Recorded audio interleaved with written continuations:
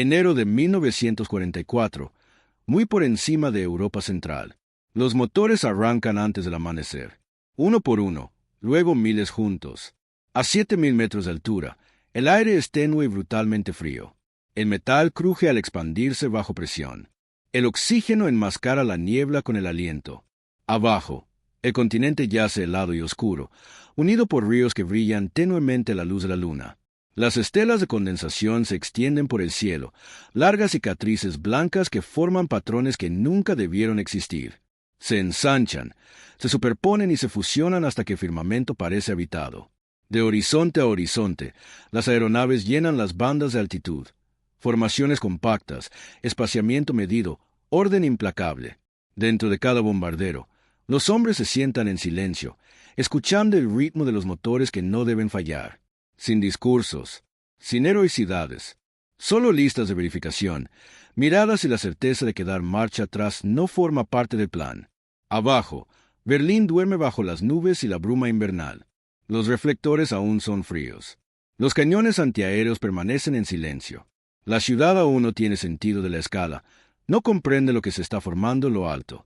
Luego sale el sol, y con él, el cielo se oscurece. Lo que aparece sobre Alemania esta mañana no es un ataque. Es la forma visible de una estrategia que se ha estado gestando durante años. Para el invierno de 1943, la Segunda Guerra Mundial había entrado en una fase de agotamiento y escalada. Las victorias fáciles habían desaparecido. Lo que quedaba era la resistencia industrial. Alemania ya no avanzaba. En Stalingrado, un ejército entero había sido destruido el año anterior. En el norte de África, las fuerzas del eje se habían rendido. Italia se había retirado de la guerra. Sin embargo, el Reich seguía intacto. Sus ciudades funcionaban, sus fábricas seguían en marcha, su liderazgo se mantenía desafiante. Adolf Hitler seguía prometiendo supervivencia mediante la fuerza, la tecnología y la voluntad. Para los aliados, el problema era la distancia. Alemania aún no podía ser invadida. Un desembarco anfibio en Europa Occidental aún estaba a meses de distancia, dependiendo del clima, la logística y una superioridad abrumadora. Hasta entonces, solo había una manera de atacar directamente el corazón del Reich, desde el aire. Gran Bretaña lo venía haciendo desde 1940.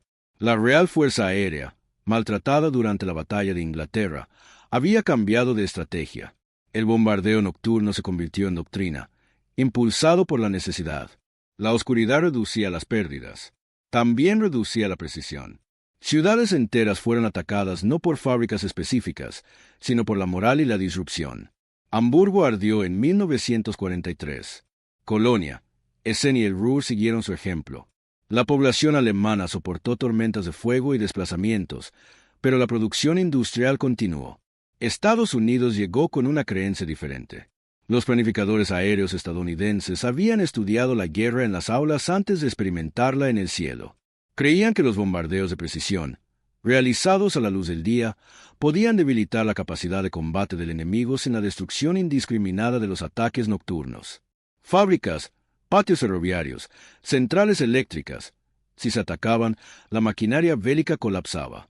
Era una teoría arraigada en los estudios de entreguerras y reforzada por la confianza en la tecnología estadounidense. En el centro de esa confianza se encontraba la fortaleza voladora B-17, fuertemente armado, de alto vuelo, construido para absorber el impacto. Sus diseñadores creían que el fuego defensivo superpuesto desde formaciones cerradas podría proteger a los bombarderos sin una escolta constante de cazas. El avión se convirtió no solo en una máquina, sino en una doctrina que adquirió alas. Cuando la octava Fuerza Aérea de U inició operaciones desde Gran Bretaña en 1942, la realidad se impuso rápidamente. Los cazas alemanes irrumpieron en formaciones sin escolta. Las pérdidas aumentaron. Tripulaciones enteras desaparecieron sobre Francia y los Países Bajos. Las misiones en el interior de Alemania se convirtieron en apuestas muy costosas. Aún así, la estrategia no cambió. Se intensificó. Para 1943, la producción estadounidense había alcanzado una escala sin precedentes en la historia. Los aeródromos se extendieron por el este de Inglaterra. Las pistas se alargaron. Las torres de control se multiplicaron. Los depósitos de bombas se transformaron en pequeñas ciudades. La octava Fuerza Aérea pasó de ser un experimento a una fuerza compuesta por miles de aviones y decenas de miles de hombres. No se trató de una simple acumulación militar. Fue una guerra organizativa. Cada misión requería una sincronización precisa, pronósticos meteorológicos de todos los continentes, cálculos de combustible con precisión de minutos, puntos de reunión en formación sobre la costa inglesa, silencio de radio impuesto. Un solo retraso podría resonar en el cielo y romper la cohesión. Al otro lado del canal, Alemania observó y se adaptó. La Luftwaffe seguía siendo formidable. Sus pilotos eran experimentados, sus aviones letales. Las estaciones de radar se alineaban en la costa. Las torres antiaéreas se alzaban sobre las ciudades, gigantes de hormigón con cañones pesados. Los cinturones reflectores esperaban para atrapar a los intrusos bajo la luz artificial del día. El Reich había preparado su escudo con cuidado, asumiendo que la masa por sí sola nunca sería suficiente para abrirse paso. Berlín, sobre todo, se consideraba protegida. La capital era más que una ciudad. Era un símbolo. Centro administrativo, centro de propaganda y prueba de supervivencia. Mientras otras ciudades ardían, Berlín permaneció prácticamente intacta ante los bombardeos diurnos. Sus defensas eran estratificadas, densas y priorizadas. Para alcanzarlo era necesario volar más lejos que en la mayoría de las misiones, adentrarse más en el espacio aéreo enemigo, más allá del margen de error. Para los estadounidenses, esa distancia no fue un impedimento, era un desafío por resolver. A finales de 1943, comenzaron a aparecer en número creciente cazas de escolta de mayor alcance, en particular el P-51 Mustang. Su llegada eliminó silenciosamente la última barrera técnica. Los bombarderos ya no tenían que volar solos. Lo que siguió no fue una decisión única, sino una acumulación de impulso. La producción se encontró con la doctrina. La doctrina se encontró con la oportunidad. Y la oportunidad apuntó, inevitablemente, hacia la capital alemana. Los cielos invernales de Europa estaban a punto de convertirse en un campo de pruebas, no solo para aviones, sino para una idea, que la masa, la organización y la precisión a la luz del día podían doblegar a una nación hasta el silencio. La cuestión ya no era si se podría llegar a Berlín. Esto era lo que sucedería cuando el cielo sobre el llano pudiera contener el número de aviones asignados a un propósito. Para entender cómo pudieron aparecer 1000 bombarderos sobre una sola ciudad, es necesario alejarse del cielo y mirar al suelo. La octava Fuerza Aérea no se construyó en torno al heroísmo individual. Se construyó como un sistema. A principios de 1944, el este de Inglaterra se había convertido en una enorme base de operaciones avanzada. Más de 100 aeródromos se extendían desde Norfolk hasta Oxfordshire, cada uno asignado a grupos y alas de bombarderos específicos. Cada aeródromo tenía sus propias rutinas, pero todos operaban con un solo reloj. Al iniciarse las misiones, el campo se llenaba del sonido de los motores en oleadas escalonadas, despegando cada 30 segundos, a veces durante horas. El B-17 en sí era solo un componente de una ecuación mayor. Cada avión requería miles de horas hombre de mantenimiento. Los motores se cambiaban de un día para otro. Los agujeros de bala se tapaban con rapidez y pragmatismo. Las tripulaciones rotaban, entrenaban y reemplazaban a un ritmo que daba por sentado el desgaste como normal. El vuelo en formación se practicaba sin descanso. Los bombarderos no volaban por elegancia ni comodidad. Volaban para sobrevivir. Las cajas se apilaban vertical y horizontalmente, permitiendo que las ametralladoras cubrieran los puntos ciegos. Era geometría en movimiento, calculada para reducir la vulnerabilidad y maximizar el alcance ofensivo. Por encima de todos ellos se asentaba una estructura de mando que priorizaba la repetición sobre la improvisación. Las rutas se planificaban al minuto. Las altitudes se asignaban por grupo. Los puntos de reunión se trazaban sobre ríos y puntos de referencia costeros. Una vez en el aire, se desalentaban las desviaciones. El poder de la fuerza de bombarderos no residía en la flexibilidad, sino en la previsibilidad impuesta a gran escala. Al otro lado del canal, los planificadores de la defensa aérea alemana observaban esto con preocupación. La red de defensa aérea del Reich era sofisticada. Las estaciones de radar de alerta temprana, Freya y Würzburg, enviaban información a los centros de mando que dirigían a los escuadrones de cazas hacia las formaciones que se aproximaban. Los cañones antiaéreos rodeaban las ciudades, con sus tripulaciones entrenadas para disparar en patrones calculados, creando corredores letales de acero y explosivos. Berlín, En particular, estaba rodeada por uno de los cinturones de fuego antiaéreo más densos de Europa. La doctrina de caza alemana hacía hincapié en la interceptación. Los pilotos se movilizaban para atacar a los bombarderos de frente, apuntando a la cabina o a los motores. Se introdujeron cohetes y cañones pesados para romper formaciones rápidamente. El objetivo era infligir daño rápidamente, obligar a los bombarderos a retroceder y reducir el número de los que alcanzaban el objetivo. Por un tiempo funcionó. Las pérdidas estadounidenses en 1943 fueron graves. Las misiones a Weymouth y Ratisbona demostraron el coste de una penetración profunda sin una escolta adecuada. Las tripulaciones comprendían las estadísticas. La supervivencia se medía en misiones completadas, no en años de servicio. El coste psicológico fue inmenso. Sin embargo, la respuesta no fue una retirada, sino una expansión. La introducción de cazas de escolta de largo alcance cambió la dinámica de la guerra aérea. El P-51 Mustang, con su mayor alcance y rendimiento a gran altitud, podía acompañar a los bombarderos en sus desplazamientos hacia y desde el objetivo. Su función era más que proteger. Cazaba. Los cazas alemanes ya no esperaban a que los bombarderos pasaran con seguridad antes de emprender el regreso.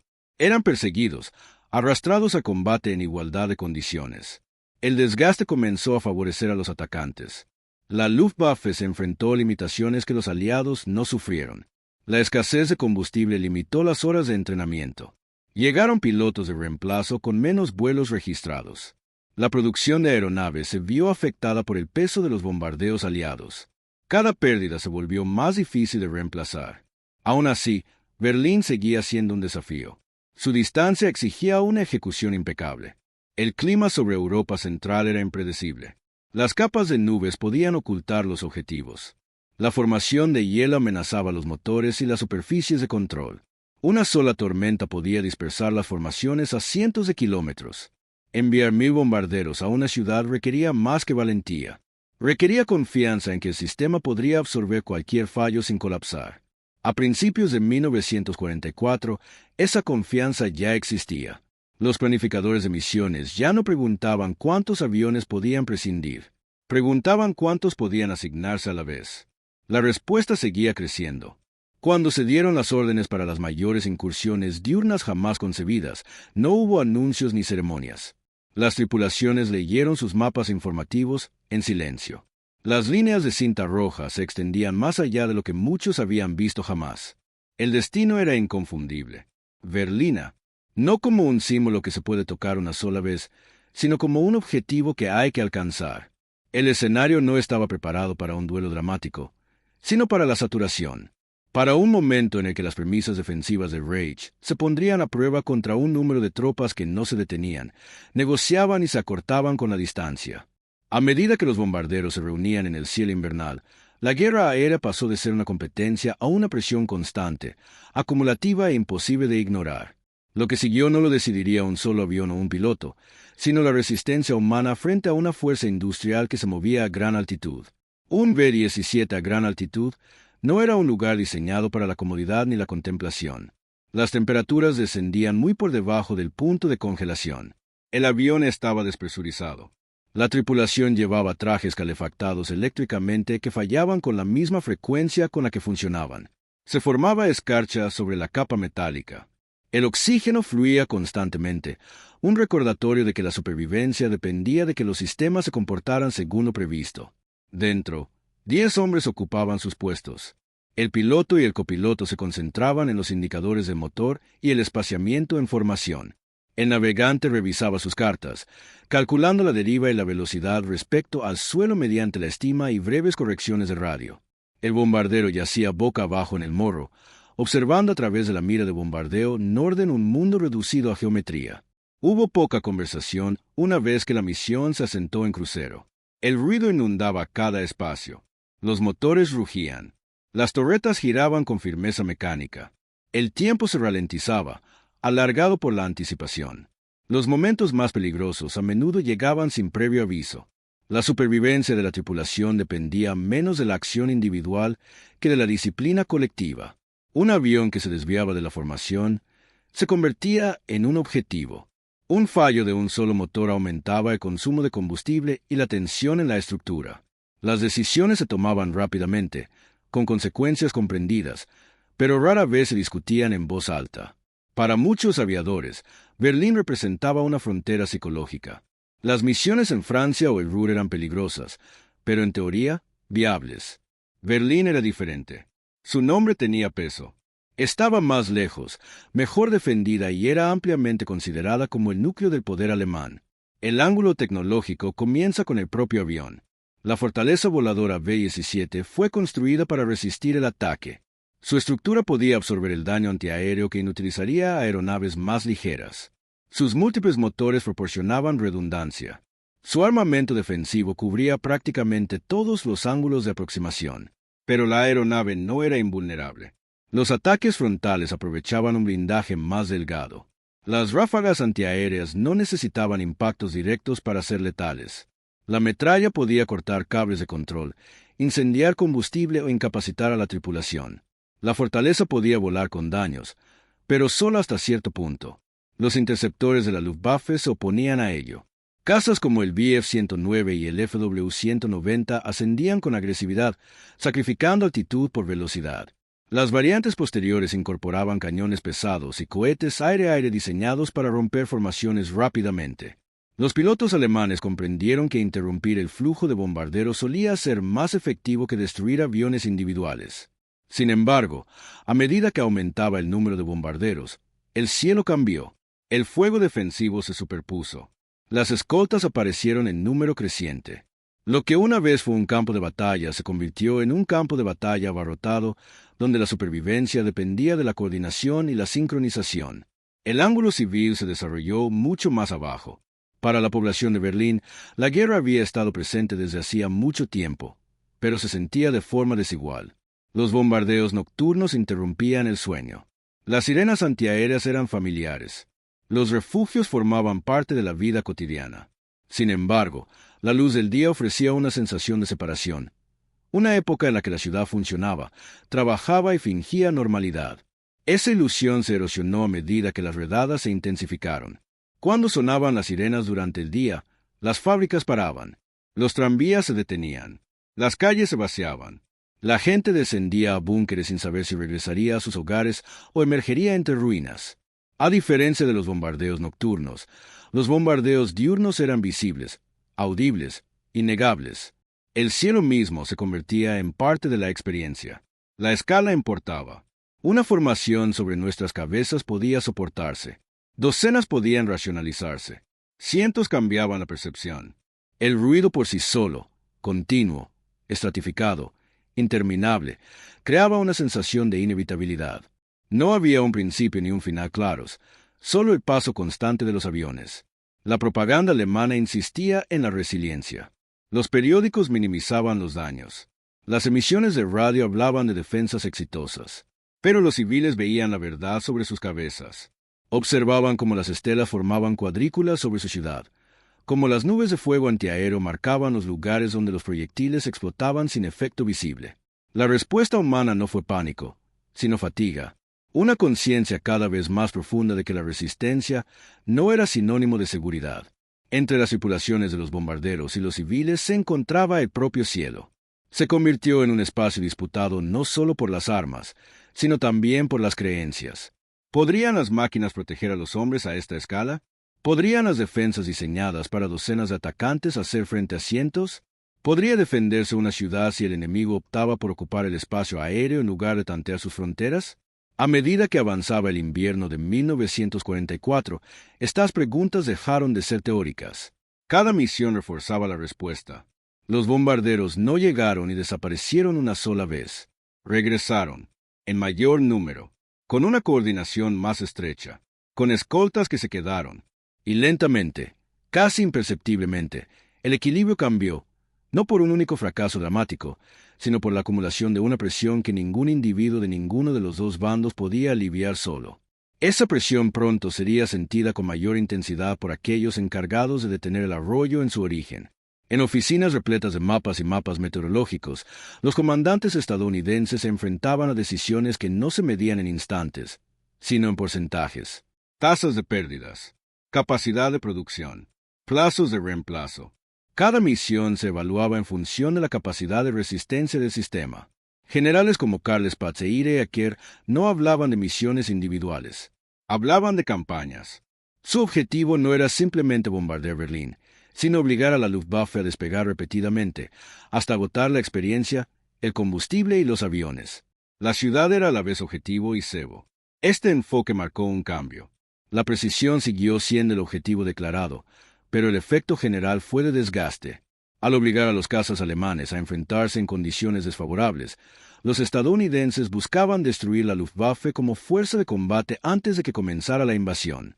Las órdenes reflejaban esa prioridad. Los bombarderos volaban incluso cuando el mal tiempo dificultaba la precisión. Se animaba a las escoltas a enfrentarse agresivamente, yendo más allá de la postura defensiva.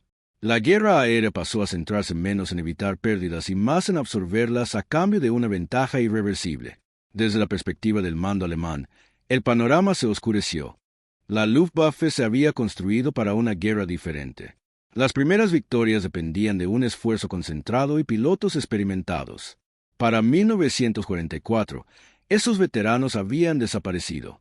Llegaron reemplazos con horas de entrenamiento limitadas, obligados a combatir contra formaciones que inundaban el cielo y escoltas que los superaban en altitud.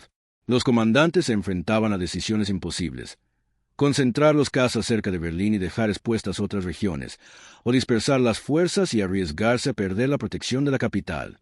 La escasez de combustible obligó a las unidades a racionar los vuelos. Los aviones permanecieron en tierra por falta de repuestos.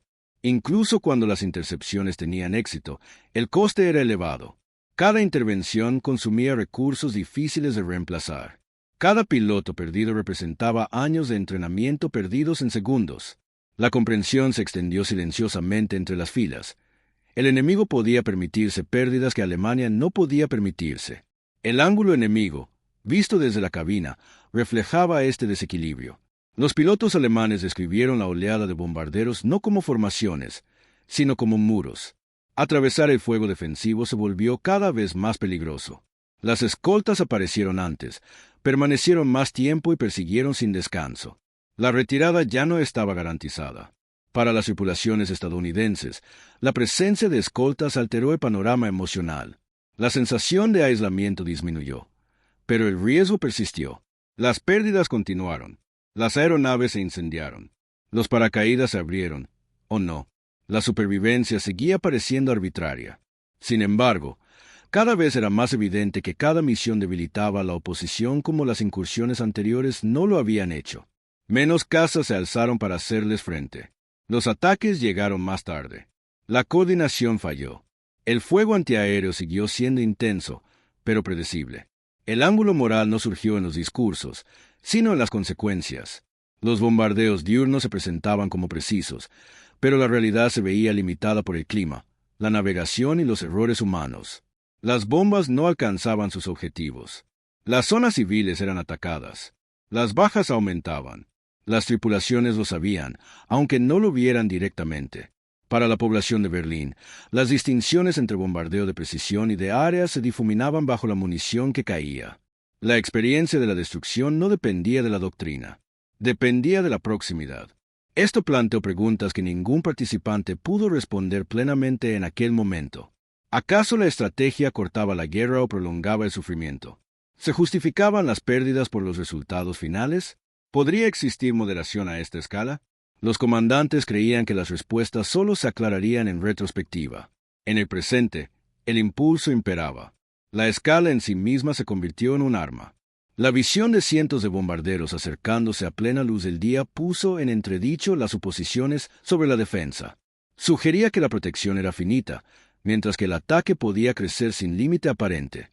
Cada incursión reforzaba la percepción de que el cielo pertenecía cada vez más a los atacantes. Para los civiles alemanes, esta constatación erosionó la confianza con más eficacia que cualquier discurso. Para los pilotos de la Luftwaffe, transformó las misiones en actos de desafío en lugar de expectativas. Para las tripulaciones estadounidenses, redefinió el peligro como una contribución.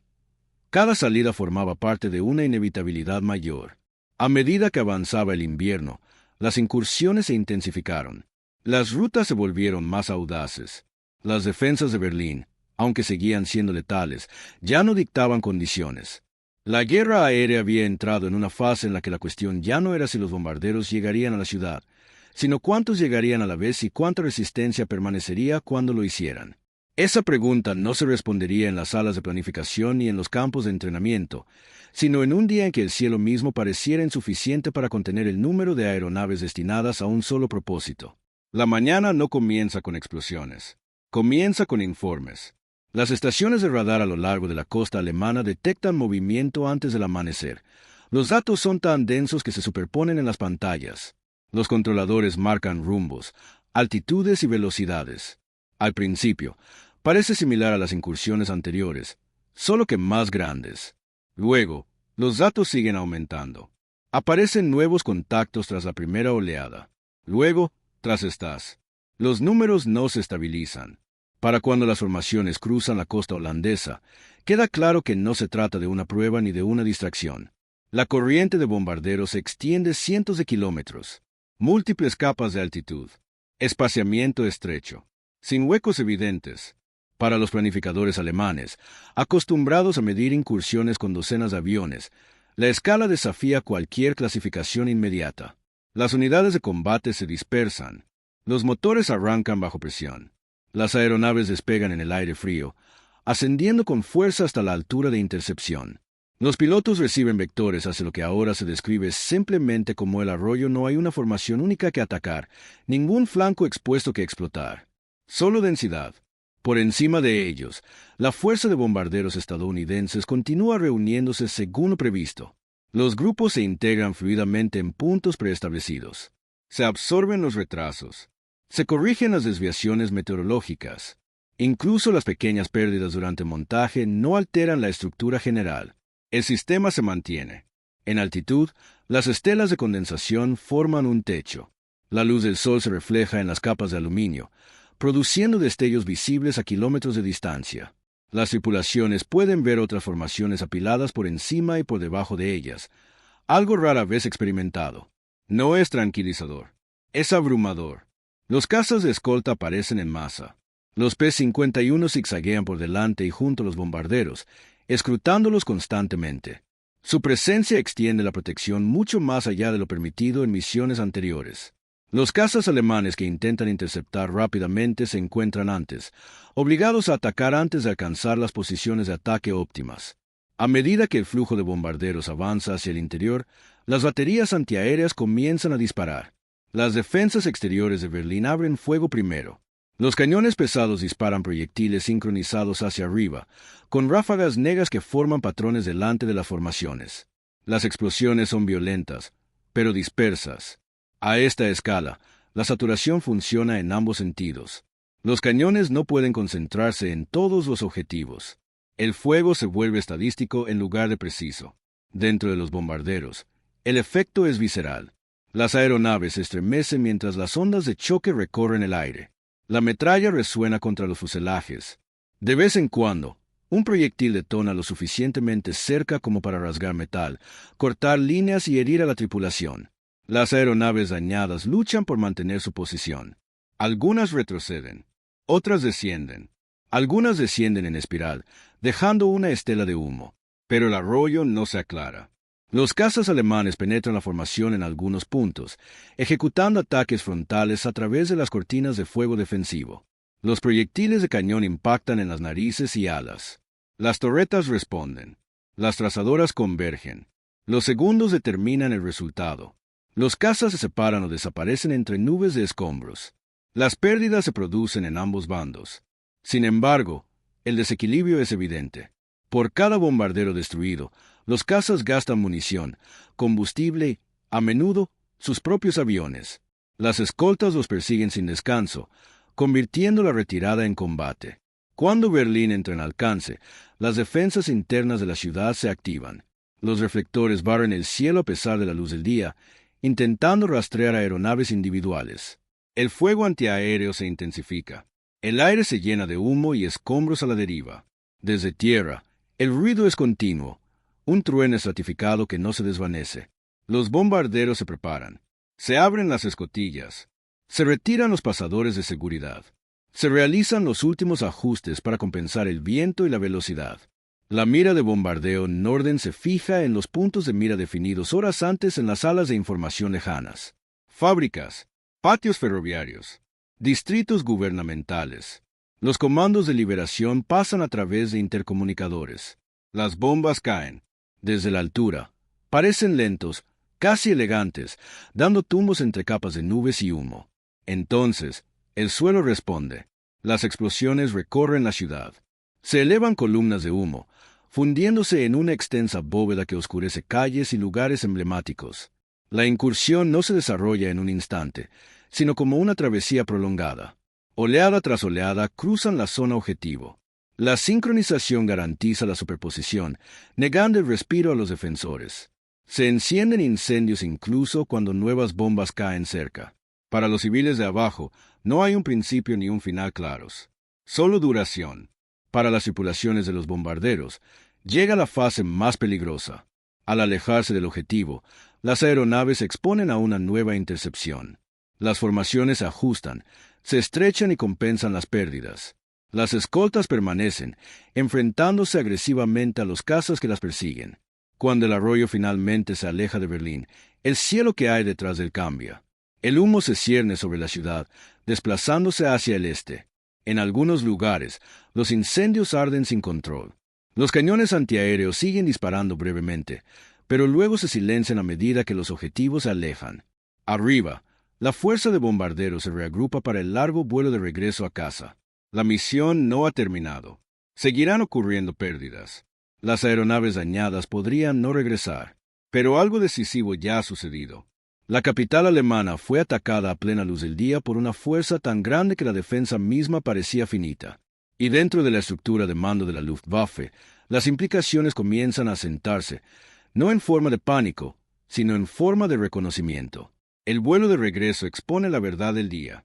A medida que la corriente de bombarderos avanza hacia el oeste, los cazas alemanes intentan una nueva intercepción. El esfuerzo es decidido, pero desigual. Los escuadrones que despegaron antes tienen poco combustible o munición. Otros llegan tarde, ascendiendo a una altitud difícil de alcanzar a medida que se acercan las escoltas. Los combates se fragmentan en el cielo. No hay una única línea de batalla, solo docenas de encuentros simultáneos a lo largo de la corriente en retirada. Las escoltas aprovechan su ventaja, obligando a los pilotos de la Luftwaffe a realizar maniobras defensivas que consumen combustible rápidamente. Muchos se retiran no por decisión propia, sino por necesidad. Para las tripulaciones estadounidenses, el peligro es constante. Las aeronaves dañadas tienen dificultades para mantener la velocidad. Algunas se quedan atrás del grueso del grupo, llamando la atención de inmediato. Las escoltas rompen la formación para cubrirlas, combatiendo y retrasando las acciones hasta que combustible limite la separación de fuerzas. No todos se salvan. Sobre Alemania y los Países Bajos, los bombarderos se despliegan hacia campos de emergencia o se adentran en ríos y campos. Los paracaídas salpican el cielo. Algunas tripulaciones son capturadas. Otras mueren antes de tocar tierra. El coste de la misión se paga en vidas, medidas discretamente, sin ceremonias.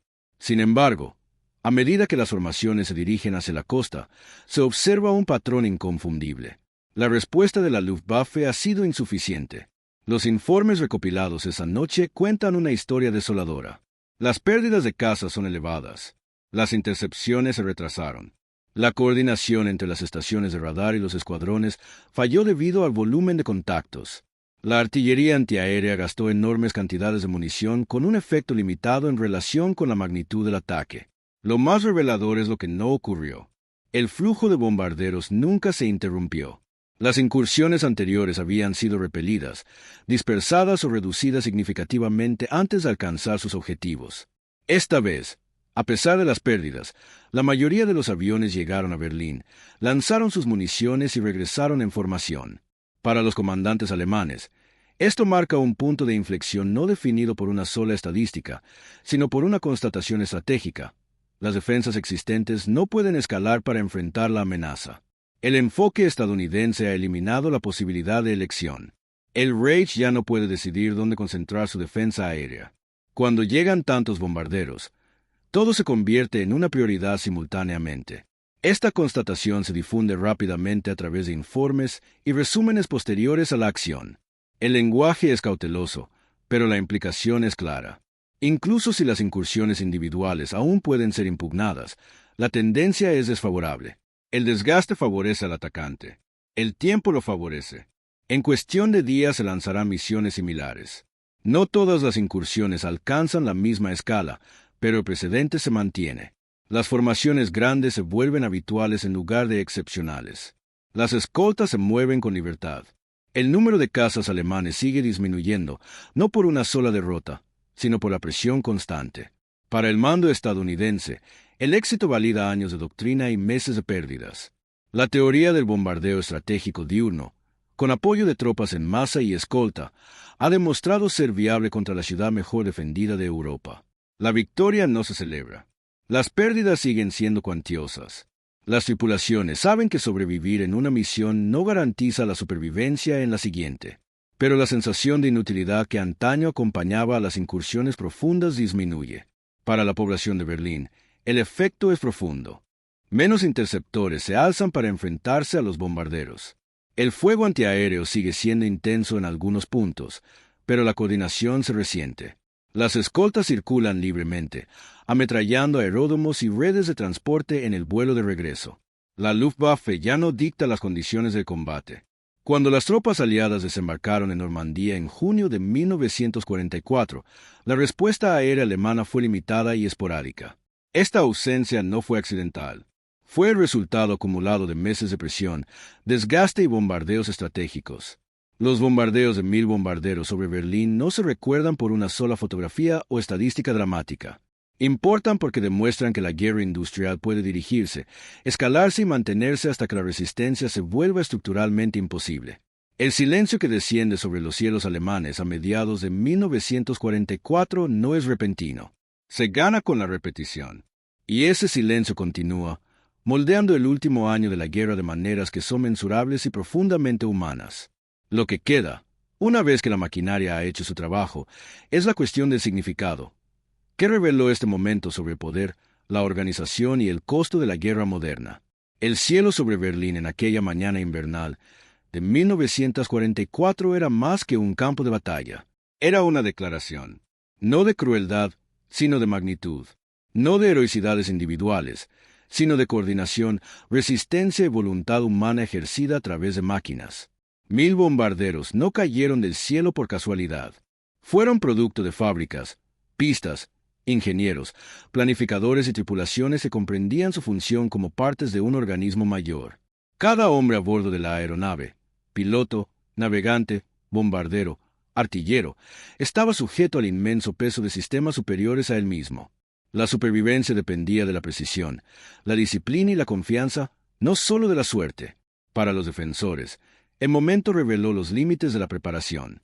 Ninguna habilidad, ningún coraje, ningún ingenio podía contrarrestar por completo una fuerza diseñada para abrumarlos. El fracaso de la Luftwaffe no fue meramente táctico, fue estructural. La ciudad bajo las alas, una vez segura, descubrió que la resistencia por sí sola no podía protegerla de un cielo que se había convertido en un instrumento de inevitabilidad. El ataque también replanteó la ética de la guerra. Los bombardeos diurnos prometían precisión, pero tuvieron consecuencias que afectaron indiscriminadamente a la población civil. La historia mide los daños en toneladas de explosivos, número de aeronaves perdidas y misiones completadas, pero también mide la experiencia humana, miedo, fatiga y adaptación. Quienes se encontraban a ambos lados del cielo sintieron la gravedad psicológica de la guerra moderna. Sin embargo, en ese cálculo reside la lección de la organización. La guerra moderna no se gana con valor aislado. Se gana con una presión sostenida aplicada mediante sistemas, logística y una ejecución implacable. Los 1000 bombarderos demostraron que la escala puede lograr resultados con mayor rapidez y contundencia que la fuerza sola. Berlín finalmente se recuperó. La ciudad soportó nuevos ataques, pero el momento sigue siendo simbólico. Marcó un punto de inflexión, demostrando que el poder aéreo podía moldear la trayectoria de la guerra, allanando el camino para la invasión, la derrota y, en última instancia, la transformación de Europa. Y en el silencio después de que los motores se apagaran, la mente humana finalmente pudo percibir la magnitud de lo que había sucedido. Un cielo lleno de máquinas, una ciudad debajo de ellas y un mundo aprendiendo que las reglas de conflicto habían cambiado para siempre.